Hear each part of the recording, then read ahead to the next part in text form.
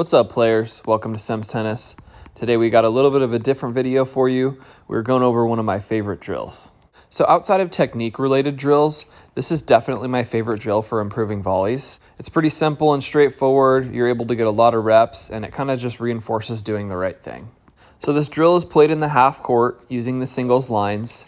You'll have one player playing from the baseline, and then the other player playing at net.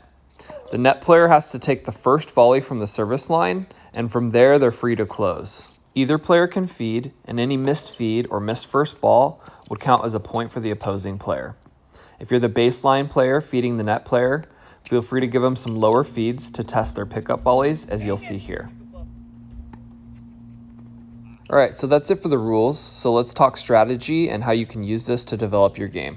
It's important that you hold each other accountable for taking that first volley from the service line, because that's the most difficult volley, and that's the one that's going to simulate your first volley in a transition from baseline to net. From there, this drill is really just about the basics and doing the right thing. There's not a lot of angles in this drill to put volleys away or to come up with passing shots, so it's really all about getting the ball back low and then moving forward and backward in the court based on whether you're in a defensive or an offensive position. I like to play quick games to 7 with this drill, with one player being up and the other player being back for that entire time, and then switching places and playing a new game to 7. So as we wrap the first 2 games up and start a new one, I'll go over some of my thoughts and strategies we're playing. So as the net player in this game, your biggest weapon is closing the net, and as the baseliner, the best way to defend that is if they close the net too hard, to go ahead and throw up the lob. But really what this game's all about is just getting the ball back low and not letting anything sit up to give your opponent that advantage. This is an interesting point here where my lob pushes the opponent back, and as the original baseliner, you are allowed to approach the net in this game if you're given that opportunity. You'll see me kind of take advantage of that strategy here, although I don't end up finishing this point with a volley.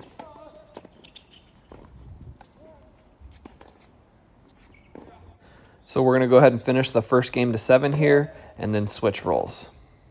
And when I'm at net here, I'm mainly just trying to keep the ball back low.